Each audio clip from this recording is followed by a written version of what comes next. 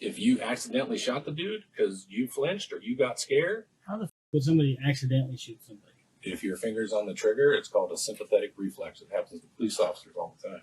I think that's a term that's been come up with just to cover their asses for shooting people. What you just saw is a small segment of an interesting police interrogation. Here the suspect tries his best to beat the cops in their own game. In what appears to be a reversal of roles, the suspect gets a confession from the interrogator. This is David Wright, who's being interviewed by the police relating to a murder case. Let's see how it played out and if the suspect really managed to beat the cops using their own tactics.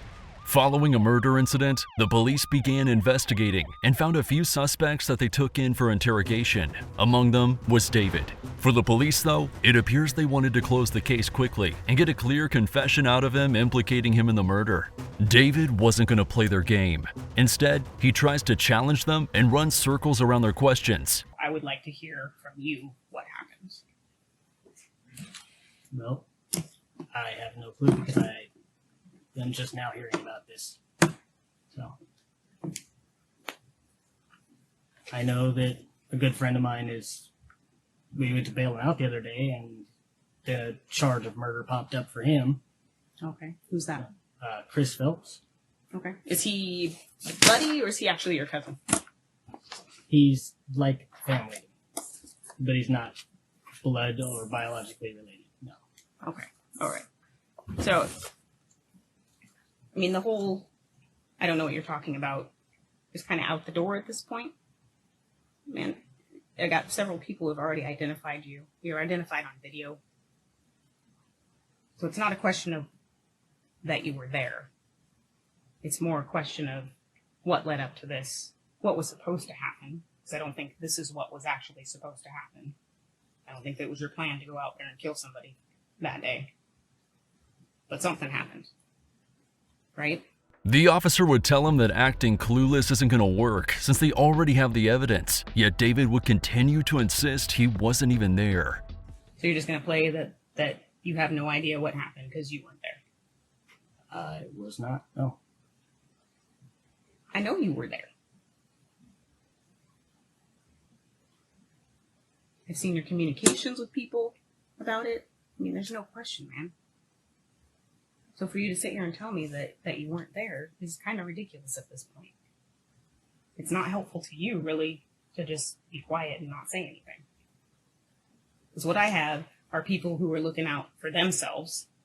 They're not looking out for you. They're looking out for number one because they don't want to catch charge. So they're going to dime you off. They're not looking out for you. So you believe somebody that's going to tell you that somebody else did something to save their own ass? Well, with all the additional evidence, yes. But that is part of why I want to talk to you.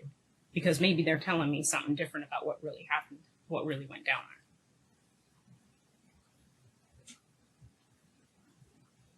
I'm not going to believe 100% what they told me. Yeah, that's good. You probably shouldn't.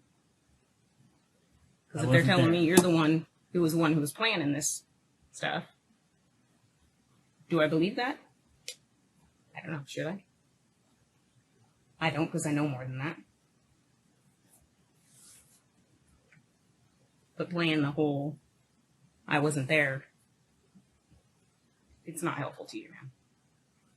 You're not helping yourself out. I've been out of jail for all of a week and a half. I've spent almost every minute of it with my girlfriend. So, as for, did I plan to kill anybody? Did I kill anybody? No, I didn't. The officer would instruct him that lying is useless, such as his phone GPS capable of giving a clue of him being there at the time and place of the murder. David, however, would claim that he was with his girlfriend and that someone else had his phone. So when I look at the GPS on your phone, it's not going to tell me that, it's going to tell me that you were with your girlfriend the whole time, that you never were over at Jack in the Box. It should. And the only reason you might tell me that is because maybe you didn't take your phone.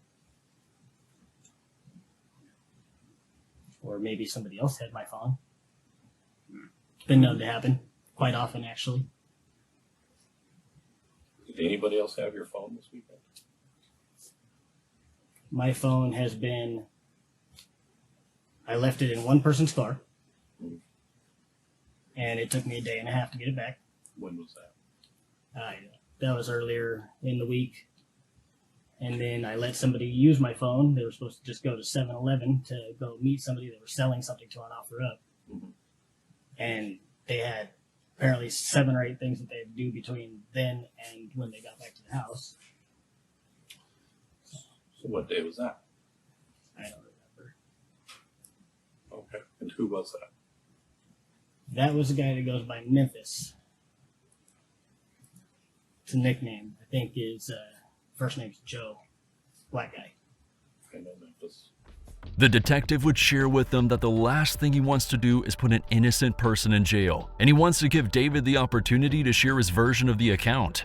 There's no reason to continue telling a lie. At this point, he even lays out plainly what allegedly is the evidence they have against him, and that all other parties involved in the crime have already been arrested. If there's something that I could use to rule you out, I'm more than happy to. The last thing I want to do is put an innocent person in jail and potentially prison for 20 years off a crime they didn't do. That's not my style. So I want to give you the opportunity to help me rule you out. If you rule me out, I go in a different direction. To be honest with you, that's unlikely, but I'm open-minded to it. I've been surprised before. I'll be honest, I was surprised in this case already. So, Not as surprised as I am. well, that's not true, but I'm not trying to be a dick or anything, but I mean, you know why you're here and what's going on. I mean, at this point, you're literally the last person we've talked to. And the only person that has an allegiance to you is Chris. There's video at the Chevron. There's video at the Shell. You know that we have all your co-suspects under arrest. Like, all I want from you is a reason. I understand what happened. I just need to know why. The only person I know you have under arrest is Chris. Okay. We have Cody under arrest.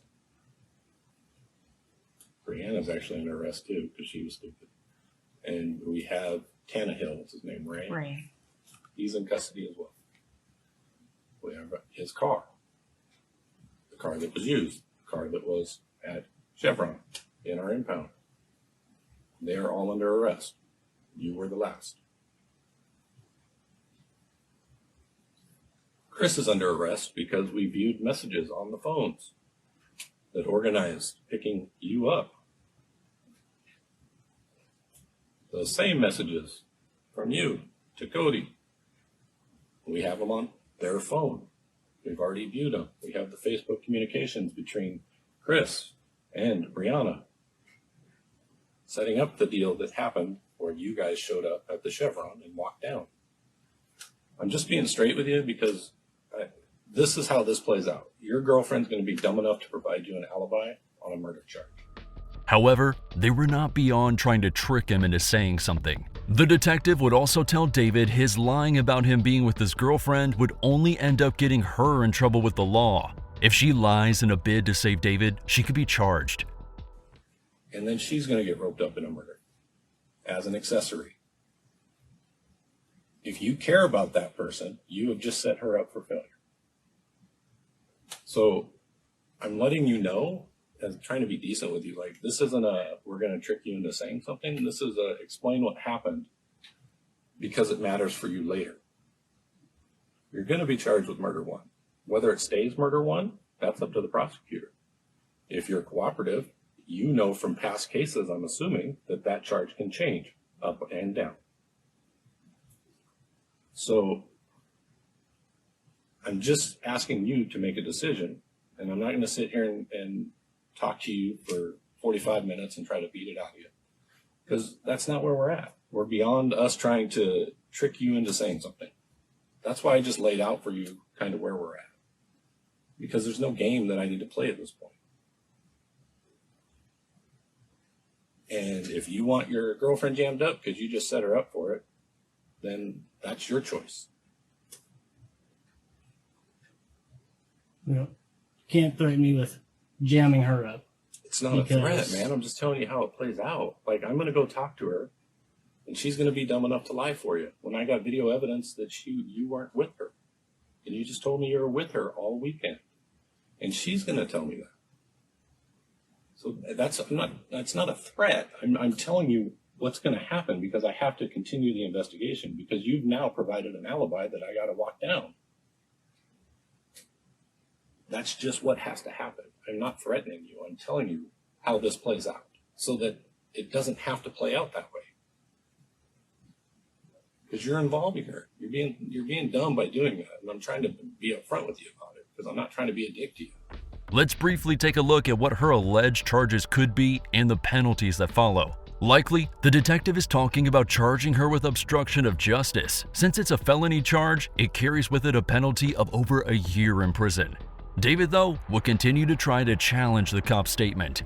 I don't believe you're that guy. Like, I think this was a mistake, but if this is your time to bring that forward.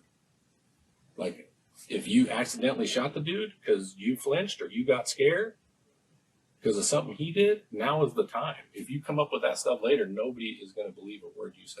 How the fuck would somebody accidentally shoot somebody?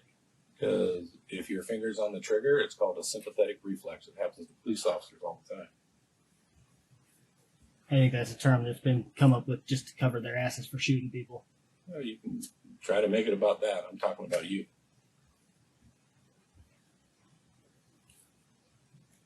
I wouldn't know. Never shot anybody. Before. Never have. Okay. Never even shot an animal.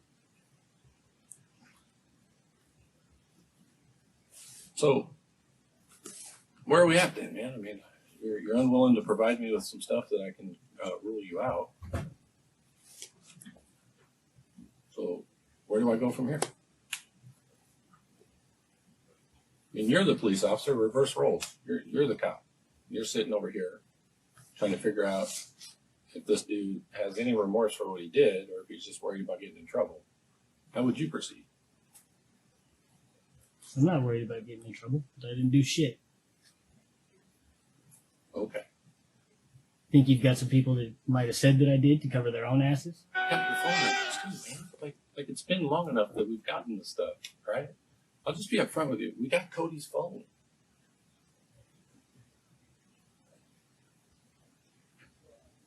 The one that shows your phone number and your address and the communications between you two. Like, I have it. Like, I'm not trying to be a dick. I'm just laying it out for you because... David, though, will continue to try to challenge the cop's statement. At this point, the officers make some progress with David. Here, David had admitted to meeting up with Cody. He was one of his accomplices during the crime incident. He was the one who drove David and Chris to the meetup point with the couple. Where did you meet up? Over by my house. Okay. And who was with him? That I don't know. Was he alone?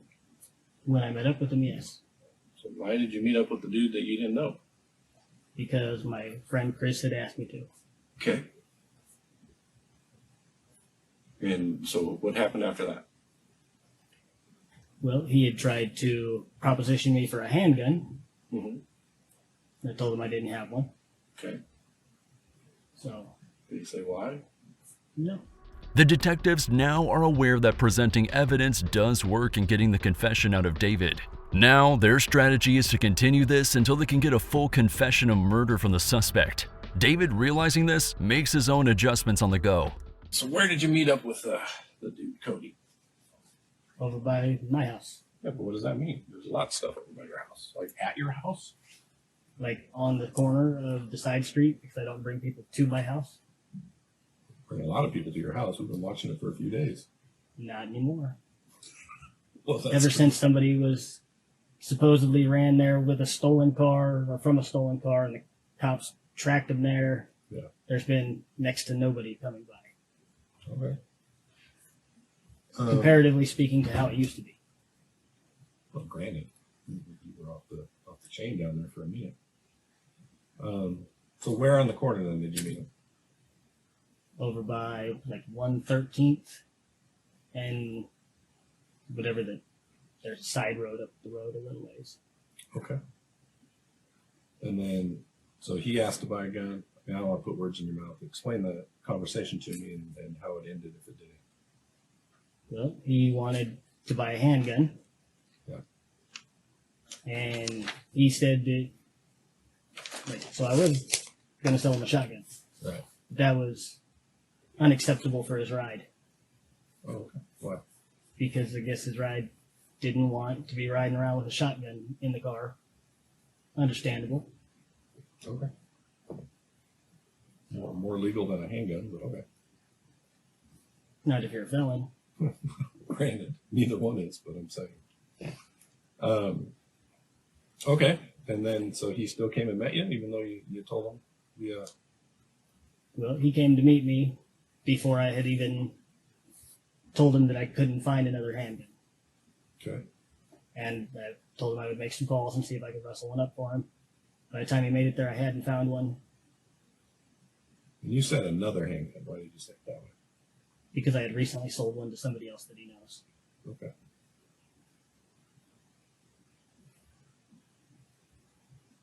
And then, so you guys meet up, you have this conversation, then what happens? He leaves. And how did he leave?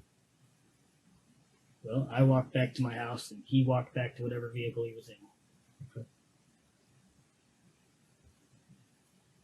Why did you leave that out when we first started talking? You think that might be important that the guy under arrest for murder came to your house looking for a gun? Well, if I had given him a gun, then I think that would be important. Well, it shows his intent. I mean, of course it's relevant to the case, right? People buy guns for all sorts of reasons now. Yeah, but in this instance, there was a murder with the guy that had just come to your house. I just asked you about. So I'm asking you why you left that out. And you didn't tell me until recently that he was the one arrested for murder. That's not true. You said, like, we can rewind 30 minutes into this conversation if you'd like, where I named everybody off prior to that. So and I'm not trying to make you wrong. I'm just trying to tell you, like, you left that out. I'm wondering why. Because the answer's obvious, right? You just recently in this conversation let me know that Cody was one of the ones involved. Saying that you had communications between him and I. Well, I explained to you who everybody was that was arrested. So when I laid out the 5 people, that was a while in the past. I'm just like when I named his name back then. I mean, we can go back to the tape; it's all being recorded, right? But I mean, I would have been like, oh, yeah, that too came to my house. I mean, the fact that you didn't mention it, I mean, you obviously understand how that looks, right? Like you're trying to hide something.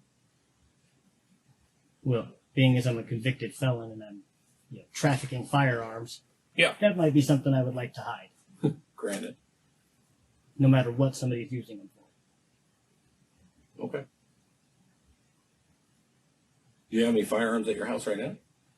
Nope. Okay. Is your girlfriend home? She should be. Is she a convicted felon? No, she's not. They went on their way. Just the Cody dude, and did you actually talk to the other guy in the car? How does he know who you are then? Maybe my name was mentioned when they were coming to meet me. But he didn't see you. Unless he seen me when he was parked. But you didn't see the car. I didn't look for the car. Okay. Unless I'm coming to meet somebody at their vehicle, I don't ask what vehicle they're in. Well, that's not. And again, don't take this the wrong way. I'm not trying to insult you, but that's not very smart. You're meeting somebody to sell guns, and you're not going to watch around you to see where they come and go. Like, you are smarter than that. That's why I'm saying that's not He very was smart. referred You to me wouldn't by do somebody that I trust. that. Okay. I would still be on my 6. Right? I mean, because even if, Chris referred him to you, then it doesn't matter because this is some dude you don't know. You may be people with Chris, but he ain't your people. So, like, for you to tell me you weren't watching and looking and then you didn't see the car where he went from, like, you're going to watch that dude the whole time. So, did you see what kind of car he got into? I didn't. Okay. Well, explain to me how his partner was able to pick you out of a montage, too. I have no clue. Neither do I. That's weird. It's weird if you weren't there with him. Explain to me how you were on the Shell video behind Shell Station? Explain that one to me. I don't know. I'm asking for an explanation.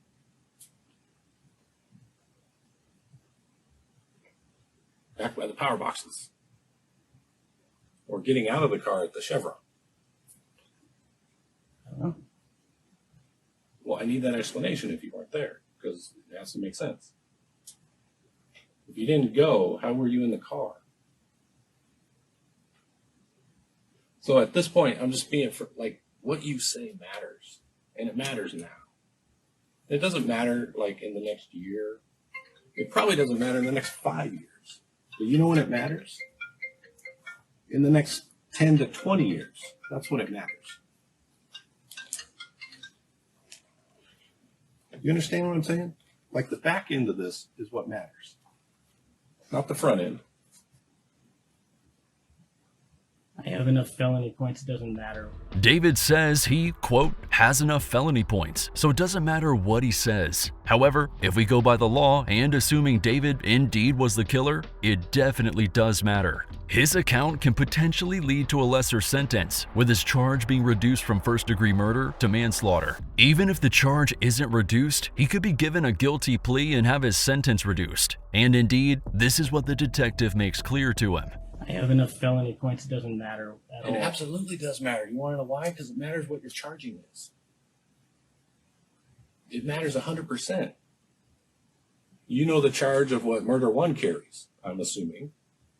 You can estimate that murder 2, manslaughter 1, manslaughter 2, those carry significantly less time. It does matter. Because you pointing out on for example, murder 2 is a lot different than you pointing out, for example, on a murder 1. So if you can explain what happened and it fits a different criteria, that affects your charging. If you sit there and you lie to me and say you weren't there when I have, and I just be upfront, I have an unbelievable amount of proof that you were there, and this is no hustle. I've hustled people before, and you can tell I'm not hustling you. That matters. Not up front, but on the back end. You're a young man. I'm looking for the reason why, and I'm looking for you to own what happened, because there's a bunch of other people that are being charged with murder 1, and I don't know if that's appropriate. And it's the accessory rule is why all these people are being charged with murder 1. Now, you may not have any allegiance to the other 2 most, but Chris, who was a part of the planning, is also wrapped up in the murder 1 charge, which you know because you went and realized that when you was at jail. So all of that stuff matters, and pretty much matters what you say. Yet, despite the detective spelling it out clear that his confession could potentially help lower his charges and the continued denial will make his case worse, David, you guessed it, continues to feign ignorance. He believes that without confession, he could stall his case and that could give more wiggle room to his defense attorney. I still say I don't know what you're talking about. Fair enough, man.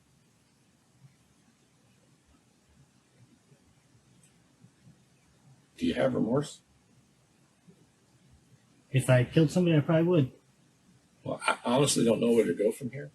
I didn't expect the response that I just got because I didn't think you were that person. The detective did in fact think of him as that person. I'm not a vindictive guy. But if you tell me that she is your alibi, I have to go ask her that. I have to. Because if I don't, your defense attorney will be like, you didn't follow up my client's alibi, and you charged him because you didn't like him or whatever nonsense they say. So I don't have a choice. Like, I'm going to have to go talk to her if you're telling me that she's providing you an alibi on the weekend, that you didn't leave the house. I don't have a choice. Well, if you call her and ask her to come down and talk to you, she will. Okay. I understand. And I'm trying not to be a dick. Can you respect that? Like, I'm trying to be decent with you. I didn't have to tell you any of this stuff. What the detective means to say is that if David states he was somewhere other than the crime scene, he would have to follow up with it. He stated he was with his girlfriend. The detective would have to confirm it. If he doesn't, his credibility would be in question. David, though, remains calm and continues his act. Can you respect that? Like, I'm trying to be decent with you. I didn't have to tell you any of this stuff. And whatever you're telling me, I think you're full of shit on it. Because I Do didn't you do really? anything. Do you really? I've given you enough information to know, so you know that I have the knowledge that I have. You know that there's cameras at 7-Eleven, or I keep saying 7-Eleven, at Jack in the Box. You know that. Because you were smart enough to call and ask. No. Sure wasn't. Okay, look, whatever. I'm just telling you, you know that there are cameras there. And if you're as smart as I think you were, you know there's cameras at the Shell station, and you know there's outside cameras at the Chevron, because they're visible. You could just walk over there and see that. There's cameras everywhere. Right. And you did it in like one of the most surveilled places because of the amount of crime that occurs at that location. Apparently frustrated with him, the detective speaks out to him how his words could impact not just him, but also others involved, amounting to a longer prison sentence for everyone. Got nothing? That's it? Well, apparently every time I say something, you think I'm lying, so why say anything at all? Well, look, man, you can pretend you're upset, but you're not. I mean, I've proved that you're lying. Not upset. I'm just, logically, if you're going to fucking call me a liar, there's no point in me saying anything. I don't think I ever called you a liar. I said that I'm asking you to complain about not being at home with your girlfriend Saturday night.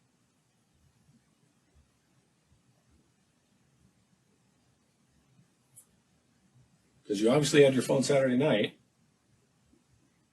right? Because you met up with Cody. And you communicated with him via phone. So that ain't the night you didn't have your phone.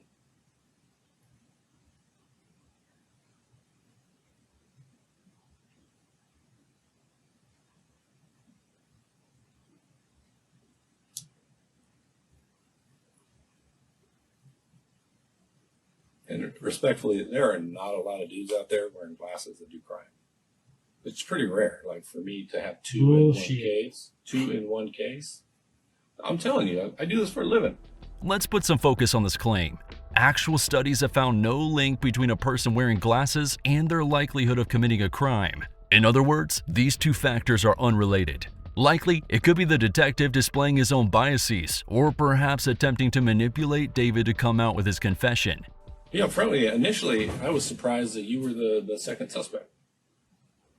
Because obviously, a dude with glasses who sets up the deal, like I figured it was Chris.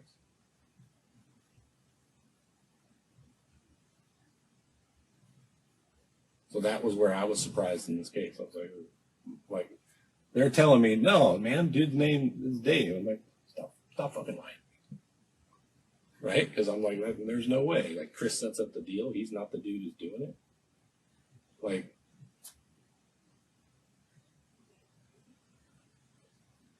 so what I need from you is where the gun ended up and where your clothes ended up.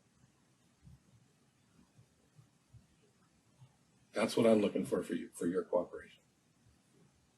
Because right now, your cooperation is all that you have. Cooperating with law enforcement will generally help lower your sentence. Under Title IX, Section 27.420 of U.S. law, a defendant's willingness to cooperate can be taken into consideration in whether the defendant should be given a plea arrangement. Despite the detective telling him that this is seemingly his last chance, David continues with his attempts at spinning stories. I don't know what clothes or gun you're talking about. The clothes you were wearing Saturday night, where are those? I probably put them in the hamper so they'd be washed. Okay. So the clothes you were wearing Saturday night are at your place. More than likely. What does that mean?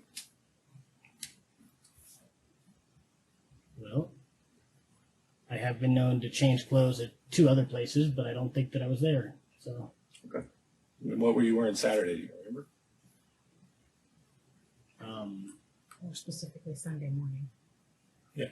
Saturday night late after you met with when you met with Cody. What were you wearing? Blue jeans, white t-shirt.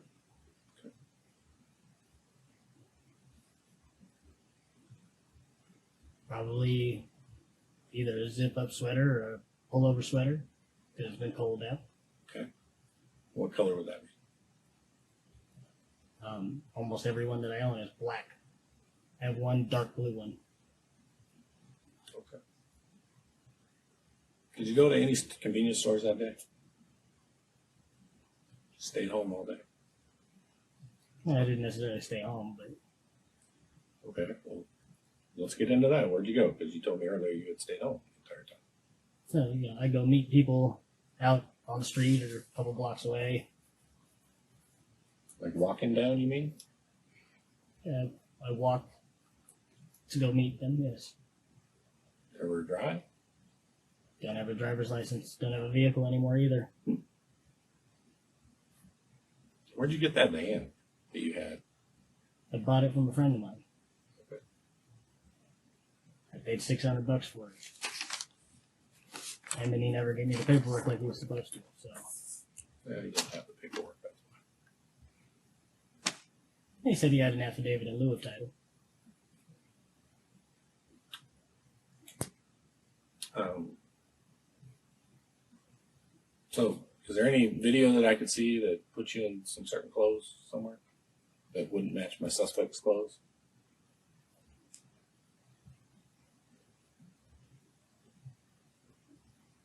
Let's see.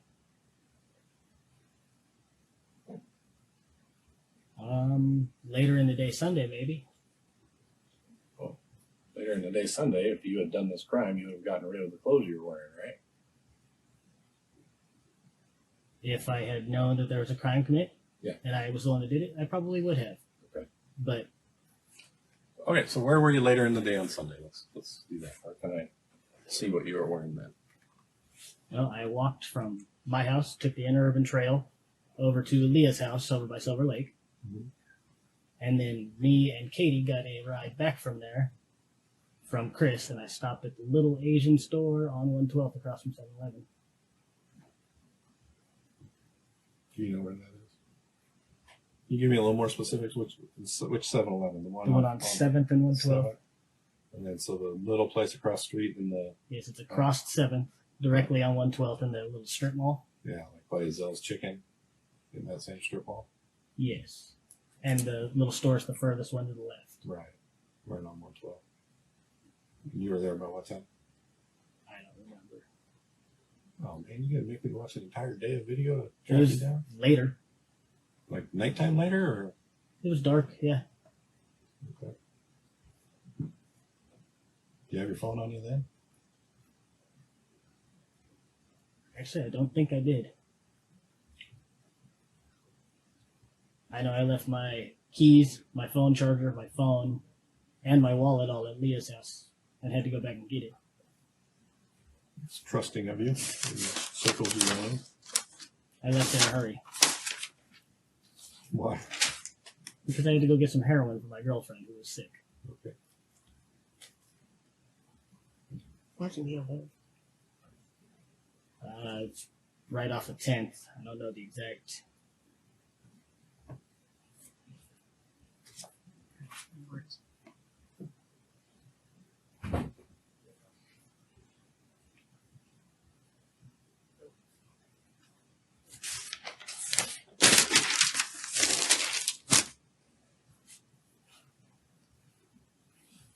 So you clearly have a genuine distrust of the police. Is that fair to say? I distrust almost everybody. Detective Brenneman has pretty much laid out his cards. He's not holding back much of anything about this case. He's being pretty upfront and honest with you about the information that we have. So, I mean, at this point, there's no tricks. Nobody's trying to pull the wool over your face there. He's being honest with you about the information that we have, trying to give you an opportunity. And I mean, you've already said flat out you don't believe that he has that information. But I mean, with everything he's told you, you have to know that what he's telling you is true. Well, whatever you have, you've got from people that may not necessarily be giving you information for the best of reasons. So Take the people out of this. Take them out. Who cares about the people? We've got other stuff, communications and all those types of things, the video. So it's not just that people are telling us this. We're not relying 100% on people. If we did that, we'd be stupid, right? I like to think I'm not that dumb. So it's not just that we're relying on dopers to give us information about homicide. You take a totality of everything that we have, and we know you're involved. And for you to sit here and just say that you don't have anything to do with it doesn't make any sense. I mean, at this point in the game, that does not make sense. It does nothing for you. Well, it does. Quite frankly, it's a detriment to you. But it doesn't help you in any way, shape, or form. And I think you think that it does. I think that you guys have me confused with somebody else. Okay. Well, I mean, we can only throw you so many bones, man. We can sit here and go in circles all day long.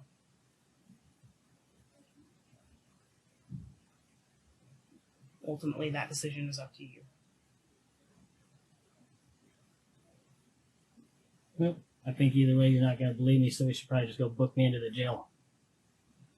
I'll believe you if you tell me the truth. What's the truth? What you want to hear? I haven't presented you with any versions of what happened. I don't want to hear anything. I just want the truth. I honestly, I know that this is like a TV show. This is real life, man. This is your life. It's not TV. Like I don't get a promotion if you get charged with murder one. Nothing happens. I just move on to the next case. I don't have anything against you. I actually found you kind of funny when I used to chase you around back then. So, like, there's no ill will towards you. Like, for me, in my eyes, you're a guy who made a really bad decision and it was a split decision.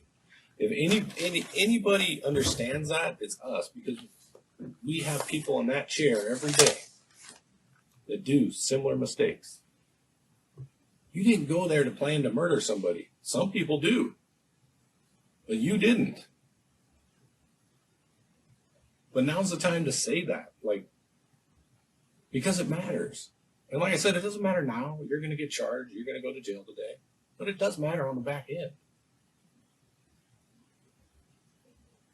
Because it matters a lot. And it matters as this person's family. And it matters to the people that are close to you. And it matters to the other suspects in this case. I mean, all of that matters. That's why I'm talking to you. Like, I don't have to talk to you. The evidence is so strong, I could have just sent you over there. And you could go down for murder one. And you can enjoy however much time that is in custody. You can do that. Like, if that's how you want to do it, then do it. Like, that's cool. But I'm giving you the opportunity up front. I've thrown you a bone or two to explain to you where you're at. Like, none of that had to happen.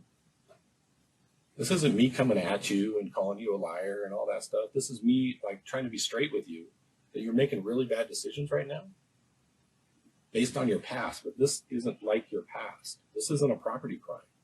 This isn't a stolen car or a dope charge.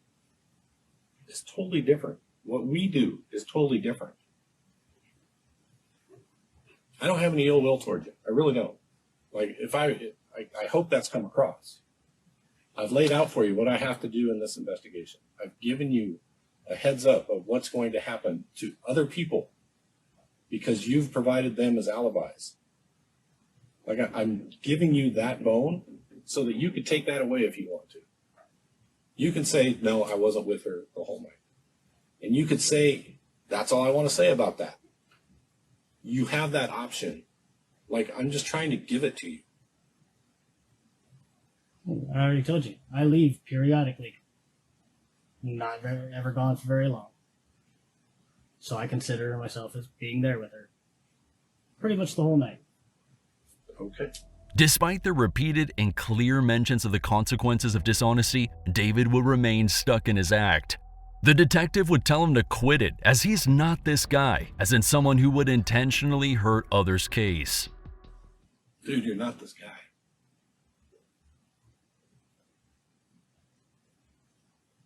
You know you're not this guy. If you were, this conversation would be different. Yeah, I'm obviously not this guy. I I'm meant telling you that the I'm not. dick that is letting everybody else go down for him. I meant that type of guy. That's not you. You have a reputation as being a stand-up dude. I think that whatever those guys did that leads to you believing that they were accomplices and accessories and everything like that, Yeah. would be their own fucking fault if they fucking hang for it. Really? Even though, hypothetically, you're the person who pulled the trigger? So even though somebody else pulls the trigger, you're good with those guys going down. Your homie Chris, you're good with him going down.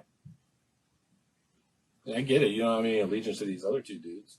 I understand that. But you're good with Chris going down. Getting 20 years off of what you did. As an estimate, I'm guessing. I don't know what murder one's going to, I don't know who points. But it's a lot. You're good with that? Despite now almost 1 hour into the investigation, David, still insisting he wasn't involved and was at home with his girlfriend, would say his friend going to jail doesn't bother him, as he should have put himself around better company. The officers act baffled by David, hinting to him that they think he's destroying his own defense and that of his friends. You guys want me to tell you that I did something that I didn't do. Fair enough. I don't want you to tell me that you did something you didn't do. That's not what I want. I want you to admit to what you did do. Because it's not even a question that you did it. So, Well, if it was a question, or wasn't a question, you wouldn't be sitting here trying to get me to admit to something I didn't do. I would, because it's the right thing to do. It's the right thing to do. You may not trust the police, but I don't want to jam up all these other dudes on a murder one charge for something you did. Because it's not right in my mind that other people go down for something that serious off of what somebody else did. It does matter. That's why you're here. I don't need to talk to you. I laid out my case to you. No other detective has ever done that to you before. If they did, they'd be stupid. If they're trying to trick you and they give you details on the case, that's not how you do it. It's police 101. You know that because you've been interviewed a bunch before.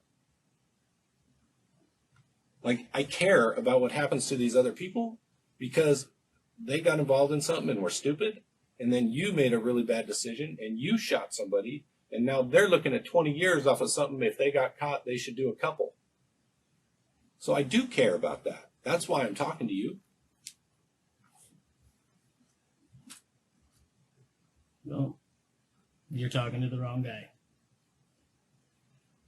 You don't care about those dudes? I'm not saying I don't care about him. I'm saying that you're talking to the wrong guy. Why? Because I didn't do shit. That's And not, I think that that's not what innocent people say. innocent people that actually give a Yeah, no. You know how many people I've had in that chair, man? Thousands.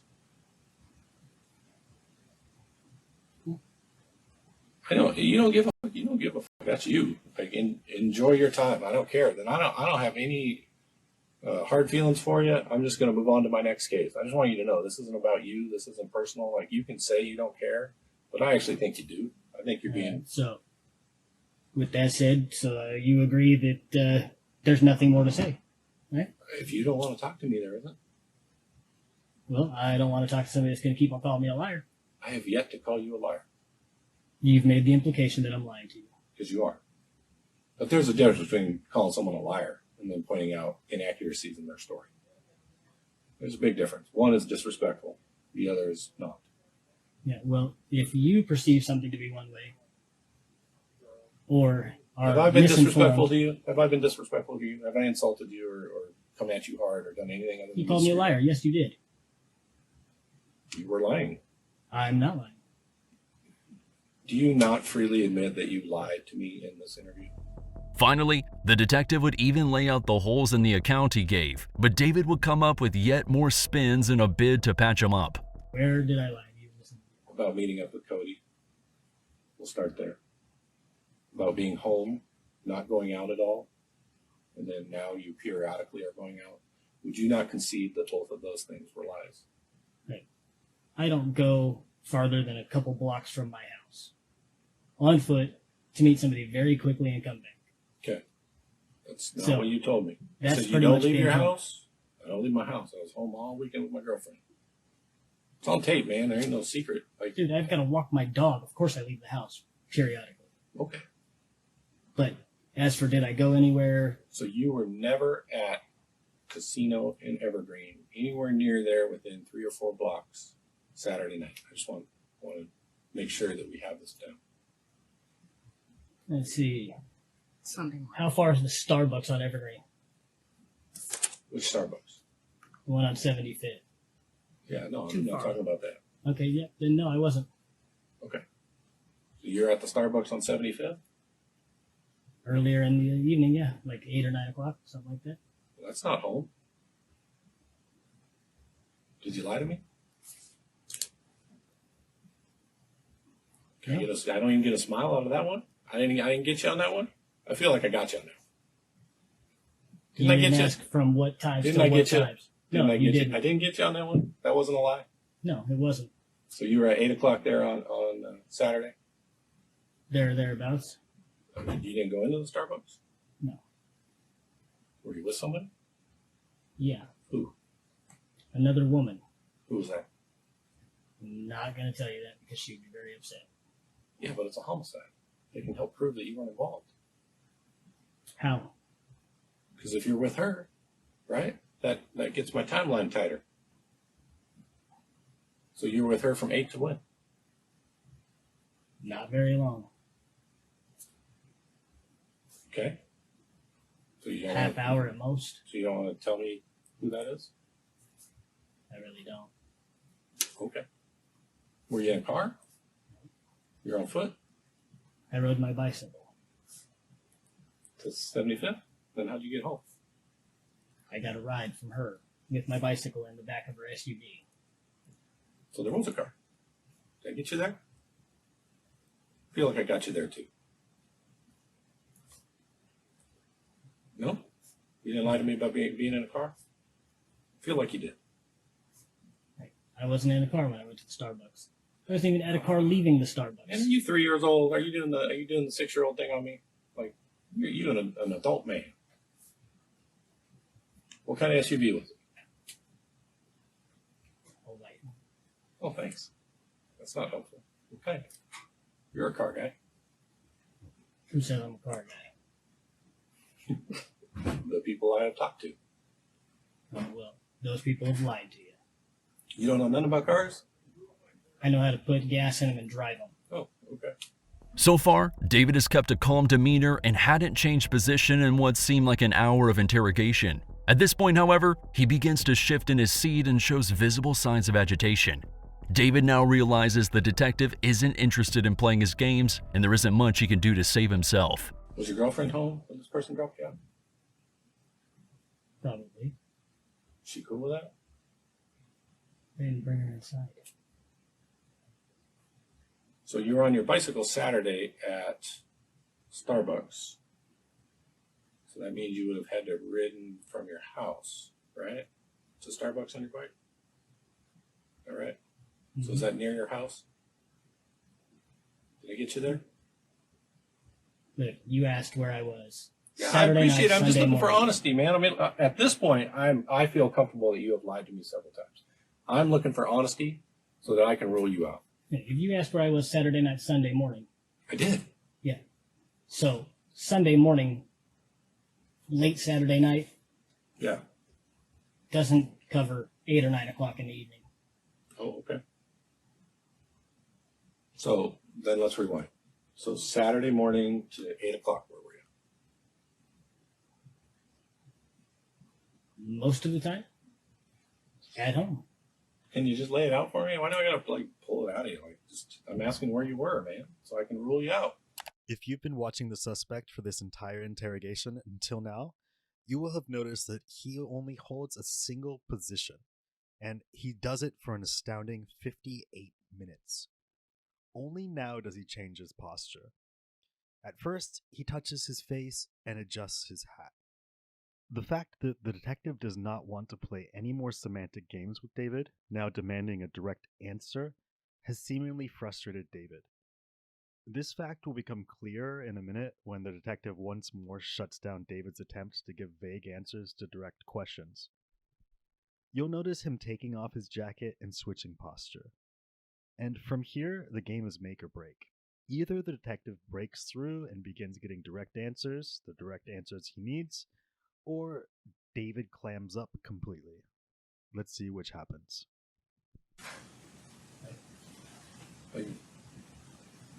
The only places that I go, usually, I go to 7-Eleven, Okay. the little Asian market if, we need tubes and tobacco for rolling cigarettes, but that's not very often. Okay. Walgreens. Yeah. But Saturday, did you go to those places? I don't need to know where you generally go. I need to know where you went Saturday. I probably went to 7-Eleven at some point. Okay. Any idea what time?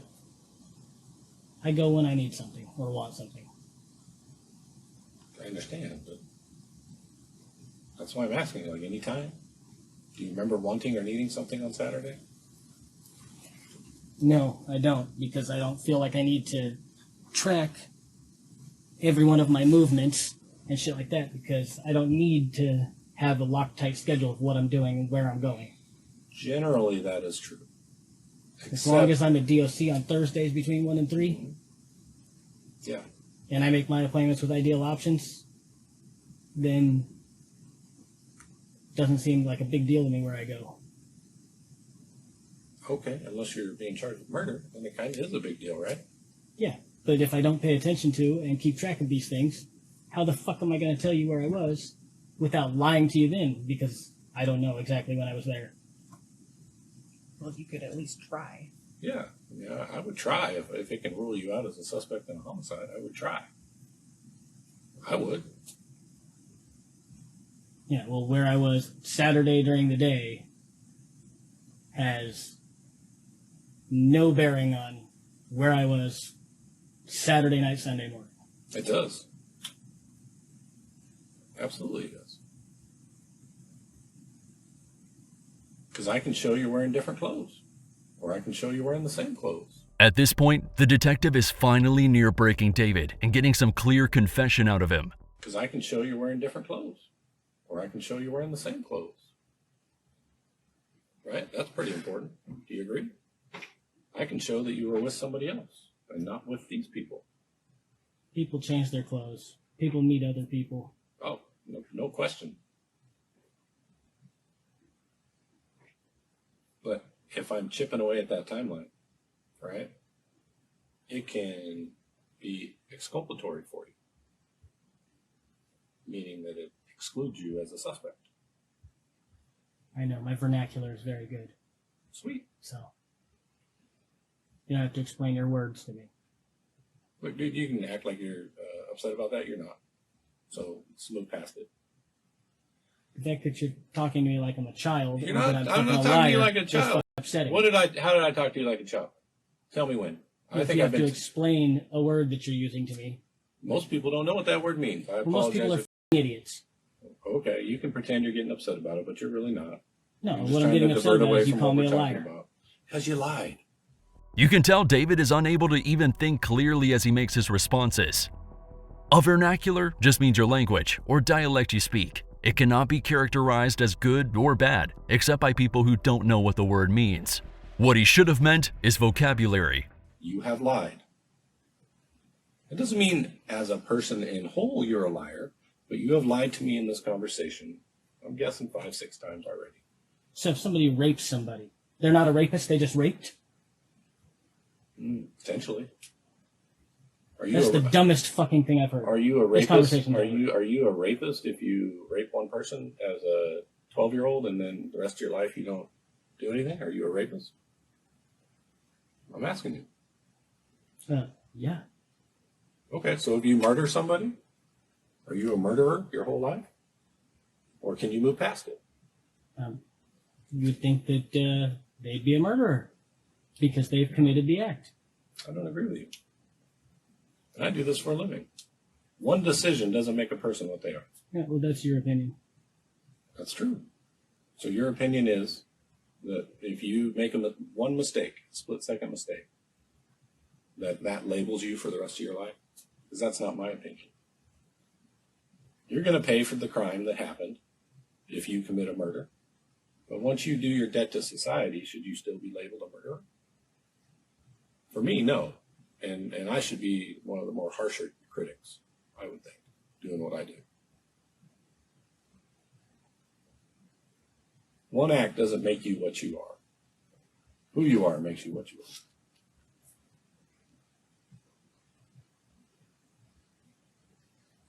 That's how I look at it. So if you look at it differently, I respect that you have a different opinion. Apparently not, because you refuse to accept anything I say. So That doesn't even make sense. I've accepted a lot of what you've said. I accept that you met with Cody, that you acknowledges your phone conversations, that you were going to sell a gun, a 12 gauge, that you were at near Starbucks. That's probably true. I believe that. You went to 7-Eleven. Those are truths. I accept those things.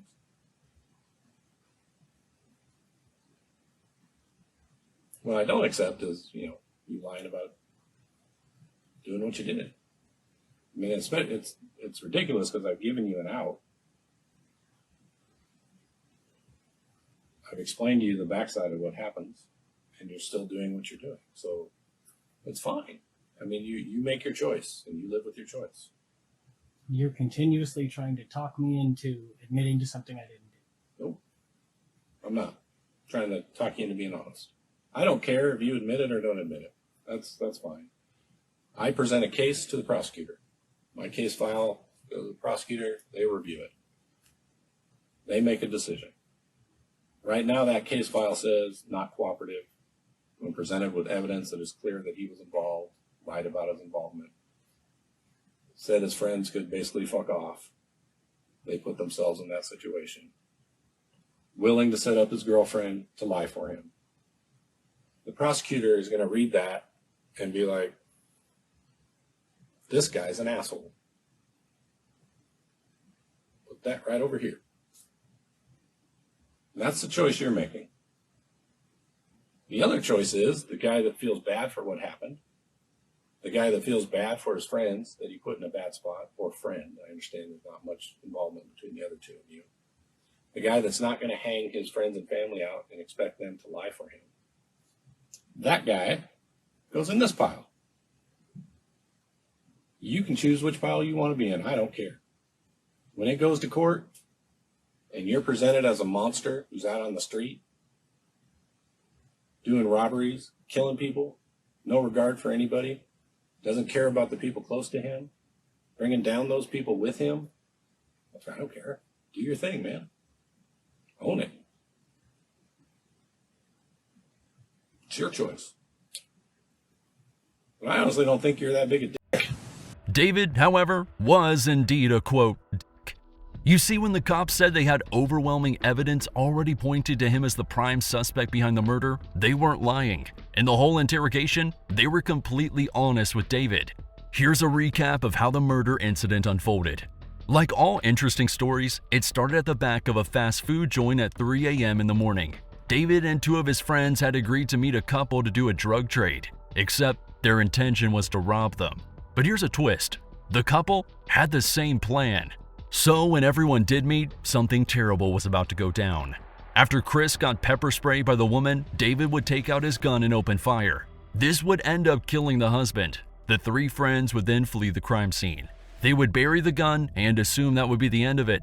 He was the actual killer, and this wasn't a Hollywood movie, but real life. Whatever the cops were saying matched with the actual details of the incident.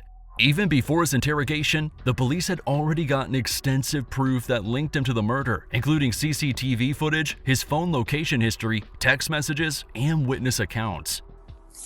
Okay, so it says, I, David Wright, declare that the facts stated on this tape are true and correct to the best of my knowledge. My statement has been made freely, voluntarily, and without threats or promises of any kind. This only speaks to what you said, not what Detective Brenneman or I said. It doesn't exclude that either, though. So You'll figure right in there that it excludes what Detective Brenneman and Detective Atkins said.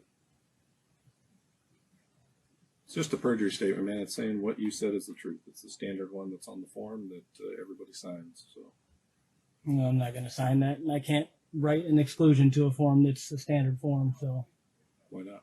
It's handwritten on there in blue ink. yeah, in the presence of the two people that it excludes. You're on With a tape, video man. tape So to what? document it. Yeah, It's no not problem. gonna Just happen. I write can write refuse to sign refused. then for me. Will you write that? It Nothing? won't. Okay. Well, let me ask you, is everything you told me the truth today? Yes, it is. 100%? Yep. No lies? Yep. Okay. Very good. So, I'm and going to did I write in. promise you or threaten you in any way? Oh, you made plenty of threats, but I did? yeah, I don't believe I did. But not to harm my person or anything like that. But you've made threats. I don't feel like I did. But did the way I spoke to you adjust the way you talked to me in any way and mean that what you said was not accurate or true?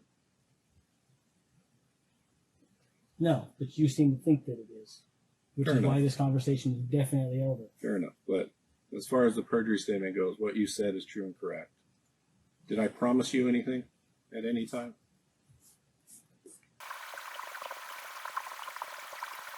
Are you thinking or If you wish to speak to me again, you should do so with an attorney present. fair enough? Man.